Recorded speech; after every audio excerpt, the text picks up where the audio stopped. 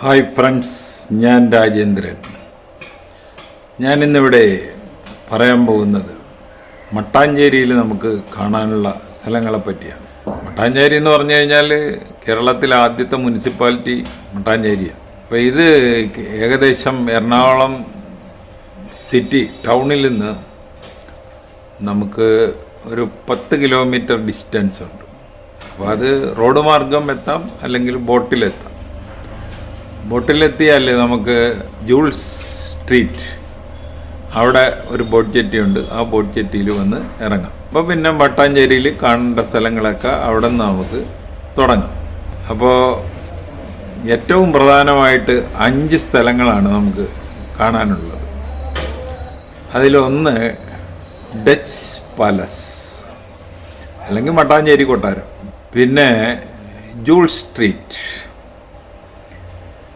അത് കഴിഞ്ഞ് police museum, പിന്നെ പരദേശി സിനഗോഗ് അല്ലെങ്കിൽ ജൂതപ്പള്ളി, പിന്നെ ജൈന ടെമ്പിൾ, ജൈനന്മാരുടെ ഒരു ടെമ്പിൾ. ഇത്രയാണ് നമുക്ക് മട്ടാഞ്ചേരിയിൽ കാണാനുള്ളത്. ആദ്യമായിട്ട് ഞാനിവിടെ പറയാൻ പോകുന്നത് ഡച്ച് പാലസ് അല്ലെങ്കിൽ മട്ടാഞ്ചേരി കൊട്ടാരത്തിനെ പറ്റിയാണ്. അപ്പോൾ നമ്മൾ കാർ പാർക്കിങ്ങിൽ ഇവിടെ നോക്കുമ്പോൾ തന്നെ ഒരു വലിയ ഗേറ്റ് കാണാം. അതിലൂടെ അകത്തോട്ട് കടന്നു കഴിഞ്ഞാൽ നമ്മൾ മട്ടാഞ്ചേരി കൊട്ടാരത്തിലോട്ടാണ് കടക്കുന്നത്. കൊച്ചി രാജാക്കന്മാരുടെ തലസ്ഥാനം മഹോദയപുരത്തായിരുന്നു. അപ്പോൾ സാമൂതിരിയുടെ നിരന്തരമായുള്ള ആക്രമണം കാരണം അവർ തലസ്ഥാനം കൊച്ചിയിലേക്ക് മാറ്റി. ഇത് ഒരു 15-ാം നൂറ്റാണ്ടിൽ ആണ് ഇത് സംഭവിക്കുന്നത്. അപ്പോൾ ആ സമയത്താണ് പോർച്ചുഗീസുകാർ കൊച്ചിയിലെത്തുന്നത്. പോർച്ചുഗീസുകാർ സാമൂതിരിയിൽ നിന്ന് കൊച്ചി രാജാക്കന്മാർക്ക് പ്രൊട്ടക്ഷൻ കൊടുത്തു. കൊച്ചി രാജാക്കന്മാർ അതനുസരിച്ച് തിരിച്ചും സഹായങ്ങൾ ചെയ്തു. അവസാനം കൊച്ചി പോർച്ചുഗീസുകാരുടെ അധീനത്തിലായി. 1663 ഡച്ചുകാർ കൊച്ചിയിലെത്തി. പോർച്ചുഗീസുകാരിൽ നിന്നും ഡച്ചുകാർ ഇതിൻ്റെ ഭരണം പിടിച്ചെടുക്കുകയായിരുന്നു.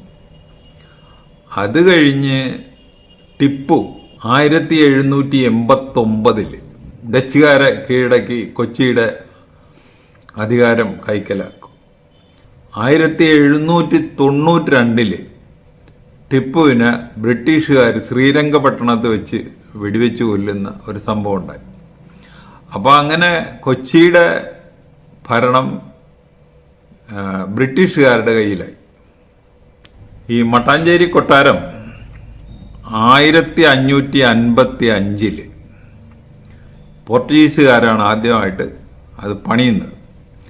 അത് കഴിഞ്ഞ് ഡച്ചുകാർ കൊച്ചിയുടെ അധികാരം കൈക്കലാക്കുമ്പോൾ അത് ഒന്നുകൂടെയൊക്കെ പുതുക്കി പണിത്, അങ്ങനെയാണ് ഇതിന് ഡച്ച് പാലസ് എന്ന് പേര് വരുന്നത്. ഈ ഡച്ച് പാലസ് ഒരു 2 നിലയുള്ള ഒരു വലിയ നാലുകെട്ടാണ്. ഇതിൻ്റെ നടുമുറ്റത്ത് കൊച്ചി രാജാക്കന്മാരുടെ കുലദേവത ആയ പഴയന്നൂർ ഭഗവതിയുടെ ഒരു അമ്പലം ഉണ്ട്. ഈ കൊട്ടാരം ഇന്നൊരു മ്യൂസിയമാണ്. അവിടുത്തെ ഇപ്പോഴത്തെ എൻട്രി ഫീസ് 5 രൂപ. ഈ കൊട്ടാരത്തിൽ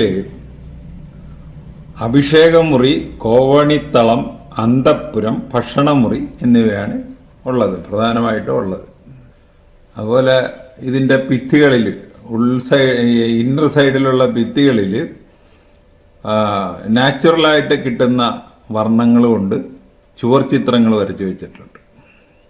പള്ളിയറയിൽ ശ്രീരാമൻ്റെ ജനനം മുതൽ പട്ടാഭിഷേകം വരെയുള്ള ചിത്രങ്ങൾ, ചുവർ ചിത്രങ്ങൾ നമുക്ക് കാണാം.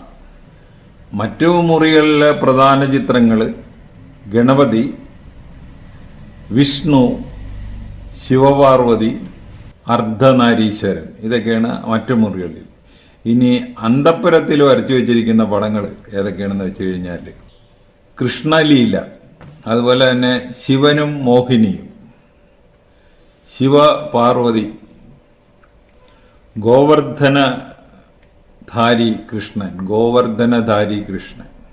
അതുപോലെ കോവണി തളത്തിൽ അപൂർവങ്ങളിൽ അപൂർവമായ ചില ചിത്രങ്ങളുണ്ട്.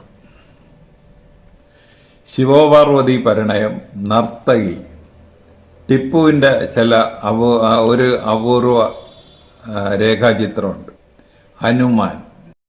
ഈ കൊട്ടാരം മ്യൂസിയം ആണെന്ന് പറഞ്ഞല്ലോ, അപ്പം മ്യൂസിയത്തിലോട്ടുള്ള എൻട്രിയാണ്. ഈ കൊട്ടാരത്തിന് ആ മുറ്റത്ത് തന്നെ വേറെ ഒരു കൃഷ്ണസ്വാമി ടെമ്പിളുണ്ട്, അത് തൊട്ട് അപ്പുറത്ത്.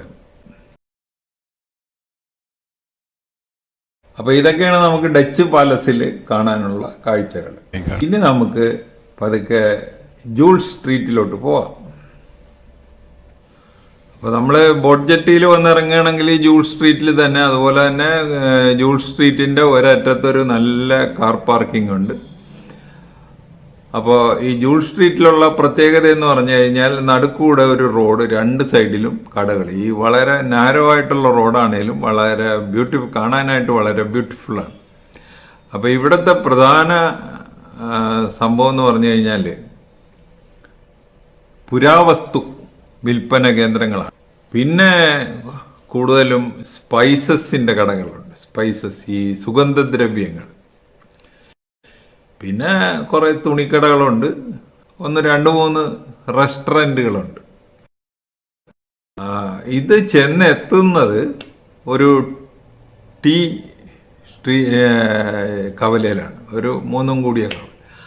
അതിൽ ഒരു സൈഡിലോട്ട് നമ്മൾക്ക് തിരിഞ്ഞാൽ പോലീസ് മ്യൂസിയം കാണാം, മറ്റേ സൈഡിലോട്ട് തിരിഞ്ഞാൽ നമുക്ക് പരദേശി സിനഗോഗ് അല്ലെങ്കിൽ ജൂതപ്പള്ളിയിലോട്ട് പോവാം. അപ്പോൾ നമ്മുടെ കേരള പോലീസിൻ്റെ ചരിത്രം നമുക്ക് കാട്ടിത്തരുന്ന ഒന്നാണ് ഈ പോലീസ് മ്യൂസിയം. അപ്പോൾ പുരാവസ്തുക്കൾ കാണണം എന്നാഗ്രഹിക്കുന്നവർക്ക് ഈ പോലീസ് മ്യൂസിയത്തിൽ പോകാവുന്നതാണ്. അപ്പോൾ നേരെ എതിർദിശയിലോട്ട് പോയാൽ നമ്മൾ ജൂതപ്പള്ളിയിലെത്തും. അപ്പോൾ നമ്മൾ ഈ കാണുന്നതാണ് ജൂതപ്പള്ളി അല്ലെങ്കിൽ പരദേശി സിനഗോഗ്. ഈ പള്ളി പണി കഴിപ്പിച്ചത് 1568-ലാണ്. അപ്പോൾ അതിൻ്റെ പഴക്കം നമുക്ക് ഊഹിക്കാവുന്നേ ഉള്ളൂ. അപ്പോൾ ഇതിന് അവിടെ ഒരു എൻട്രി ഫീസൊക്കെ ഉണ്ട്, ഒരു 10 രൂപ. അപ്പോൾ അതിൻ്റെ ഉള്ളിൽ കടന്നു കഴിഞ്ഞാൽ ചരിത്രപരമായ പല കാഴ്ചകളും നമുക്ക് കാണാം. അതുപോലെ തന്നെ മതപരമായ പല കാഴ്ചകളും നമുക്ക് അവിടെ കാണാം.